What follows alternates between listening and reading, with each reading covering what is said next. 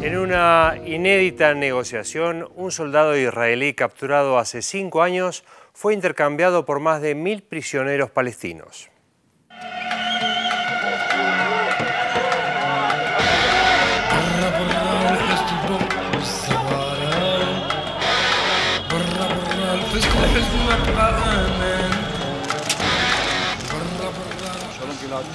El martes 18 de octubre de 2011 hubo festejos paralelos en Israel y los territorios palestinos. Se había concretado el acuerdo entre la Organización Islámica Palestina Hamas y el gobierno de Benjamín Netanyahu, por el cual el soldado israelí Gilad Shalit, capturado hace 5 años por militantes en la frontera de Gaza, fue intercambiado por 1027 prisioneros palestinos detenidos en cárceles de Israel. El acuerdo representa el costo más elevado asumido en una negociación para lograr la liberación de una sola persona. Y la asimetría del intercambio, uno por más de 1000, admite múltiples lecturas éticas y políticas.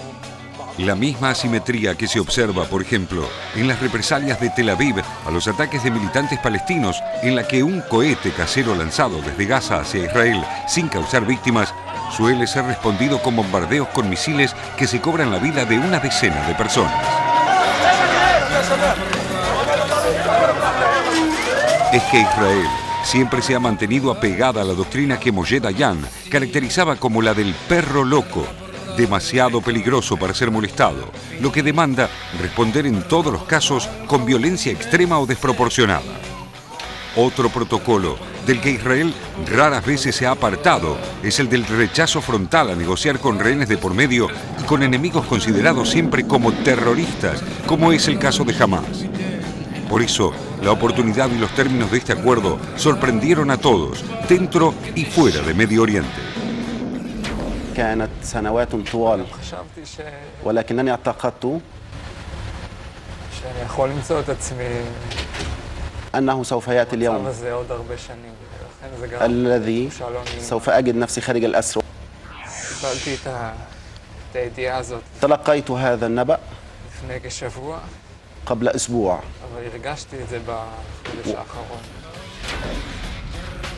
Netanyahu debió convencer a buena parte de su gabinete para cerrar el trato, y lo hizo contra una porción sustancial de la opinión pública israelí que lo rechazaba, particularmente los grupos de familiares de víctimas de ataques o atentados palestinos. ¿Qué llevó a un primer ministro de ultraderecha, intransigente y duro, a negociar por un precio tan alto con el sector que su gobierno considera el enemigo más cercano, al que combate de manera implacable desde hace más de 20 años? Las hipótesis son variadas, pero se enfocan en el actual contexto de la región, que ha visto modificaciones tan aceleradas como impensadas desde comienzos de 2011. המשיך להילחם בטרור, וכל מחבל משוחרר שיחזור לטרור דמו בראשו. מדינת ישראל נבדלת מאויביה. כאן לא חוגגים שחרור של רוצחים, כאן לא נושאים על כפיים את אלה שגדעו חיים. להפך, אנחנו מאמינים בקדושת החיים. Gilad Shalit era un soldado de apenas 19 años, asignado a una unidad de blindados cuando un comando palestino atacó su tanque el 25 de junio de 2006 en Kerem Shalom, Israel, cerca de la frontera con la Franja de Gaza.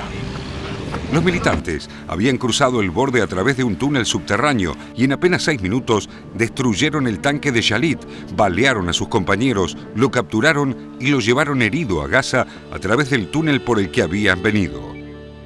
Las fuerzas de defensa de Israel realizaron numerosas operaciones en Gaza y Cisjordania para encontrarlo, pero todo resultó infructuoso y su liberación se convirtió en una causa nacional.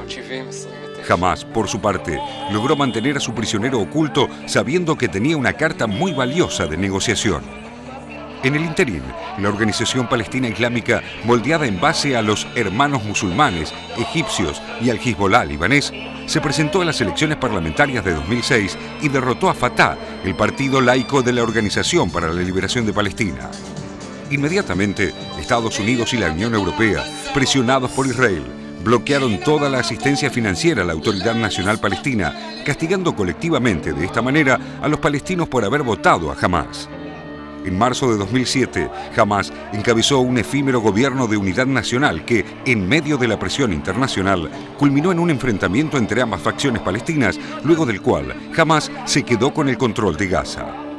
El ascenso de Hamás se explica por el fracaso de la OLP en obtener éxitos visibles en las negociaciones con Israel, fracaso que terminó favoreciendo la opción militar representada por la organización islámica. Gaza sufrió desde entonces el bloqueo de Israel, reforzado con la ayuda del Egipto de Hosni Mubarak.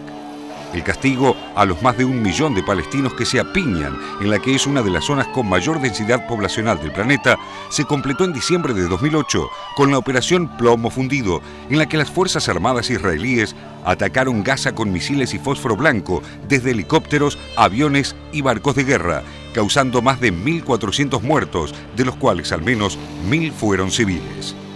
Pero nada de todo esto sirvió para remover a Hamás de Gaza, ni para desalentar el apoyo popular del que goza.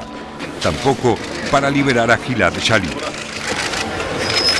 اليوم إسرائيل شعرت إنه في مقاومة فلسطينية صمدت أمامها في حرب 2008 و2009 بل وهزمتها وعمت عنها كل الأخبار. واليوم أبطال القسام وأبطال المقاومة الفلسطينية فخرنا والله وعزنا. إذن دعوة لإخواني في فتح ولكل الفصائل ولقيادة السلطة تعالوا إلى المصالحة. El acuerdo que Netanyahu cerró con Hamás también sorprendió a Estados Unidos, que tiene a esa organización en la lista de grupos terroristas extranjeros del Departamento de Estado. En una primera fase, junto con la entrega de Shalit, fueron liberados unos 477 palestinos, recibidos como héroes en Gaza, y se espera que en el transcurso de los 2 meses sean puestos en libertad los más de 500 prisioneros que completan el trato. سوف أسعد كثيرا إذا تم تحريرهم جميعا.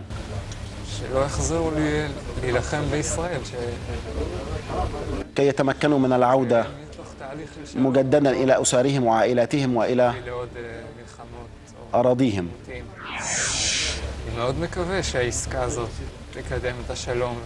أأمل أن تساعد هذه الصفقة في التوصل إلى سلام بين الجانبين الإسرائيلي والفلسطيني، وأن تدعم أواصر التعاون بين الجانبين. Las razones de Netanyahu para hacer lo que parece a primera vista una concesión despareja son netamente pragmáticas. Por una parte, Netanyahu optó por dejar a su gobierno con un logro que podría ser muchísimo más difícil de conseguir en el contexto de la denominada Primavera Árabe, que los israelíes ven como una amenaza, toda vez que modificó el statu quo de la región. En ese mismo sentido, la jugada apunta a fortalecer a Egipto, país que fue central en la mediación para obtener la libertad de Shalit, una manera de recomponer relaciones que estaban gravemente heridas desde el derrocamiento de Mubarak y mitigar el aislamiento que padecía Israel, enfrentada al mismo tiempo con Turquía, otra potencia regional. El costo también incluye fortalecer a Hamás. En los festejos por la liberación en Gaza, hubo exhortaciones a secuestrar a más soldados israelíes para lograr liberar a los otros 4.000 prisioneros de esa organización que están en manos de Israel. Pero esto podría ser solo retórica. En efecto, los líderes de Hamás, entre ellos Khaled Mashal e Ismail Haniyeh, han modificado en los últimos tiempos su acérrima oposición a reconocer el Estado de Israel. Pero de cualquier manera, el éxito del acuerdo supone minar en parte la línea más moderada representada por Mahmoud Abbas y diluir la mejoría que experimentó su imagen luego de la presentación en las Naciones Unidas, pidiendo el reconocimiento del Estado palestino. Hay otra hipótesis más inquietante que las anteriores.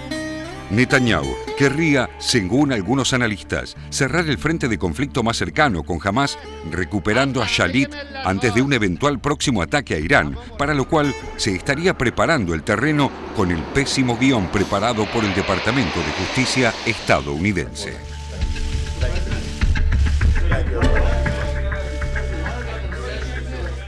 Bueno, la pregunta es ¿por qué ahora, ¿no? ¿Por qué Israel hace esto ahora? Y me parece que apunta, como bien dice el informe, a esta, digamos, este liderazgo recuperado por parte de Abbas en las Naciones Unidas, cuando realmente es no solo apoyado por un importante número de naciones, el Estado palestino, sino también con un recibimiento en Cisjordania realmente que le da a él un liderazgo que hasta ahora no poseía, porque tanto Abbas como Al-Fatah, después de la muerte de Arafat, habían realmente decaído su popularidad, acusados de corruptos, etc. Me parece entonces que este intercambio justamente de prisioneros mete una cuña, porque es como decir, Abbas no es el representante de todos los palestinos, jamás también puede representar a parte de los palestinos. Me parece que propicia una división por parte de Israel. Y el otro elemento que también me parece interesante de analizar es el papel que justamente cumple Egipto en este momento, ¿no? Porque se ha fortalecido después de un gobierno ya sin Mubarak, pero que tampoco ha cambiado sustancialmente, digamos, siguen los continuadores de Mubarak, entonces aparece como fortalecido Egipto y no fortalecido o debilitado Siria. Jamás hasta ahora siempre negociaba a través de Siria y ahora por primera vez negocia a través de Egipto. Esto me parece que es un cambio interesante en el mapa regional. Sí, sin lugar a dudas. A mí me llama mucho la atención cuando pasa algo así, la lectura que se hace desde los diversos medios de comunicación respecto de la información en sí mismo. La foto de Gilad Shalit con nombre y apellido del israelí en la prensa occidental estuvo por todos lados. Y los palestinos aparecen sin nombre, sin cara, en algunos casos mostraron algunas imágenes sin familia, sí, como si fueran solamente con el mote de terroristas, que además tiene mucho que ver con la presentación que el mundo occidental siempre hizo cuando ocupó otros territorios de aquellos que combatían una ocupación llevada adelante por las potencias coloniales, porque si uno miraba... El enemigo no tiene rostro. Exacto, no solamente que el enemigo no tiene rostro, sino que además si uno miraba muchas veces el debate respecto de la liberación, Israel parecía la víctima y los palestinos parecían los victimarios. Y hay que recordar que es Israel el que está ocupando hace más de 40 años Cisjordania y la Franja de Gaza, que bombardea permanentemente esos territorios, que lo mantiene ocupado, que tiene cerca de 10.000 presos palestinos, muchos de ellos sin ningún tipo de juicio. Y un dato más, algunos de los presos palestinos liberados estaban en la cárcel antes siquiera de que el soldado israelí naciera. O sea, muchos años en prisión. Y muchos, exactamente. Bueno, hoy una noticia es que Israel ofreció el cese parcial de asentamientos en Cisjordania, pero bueno, vamos a ver.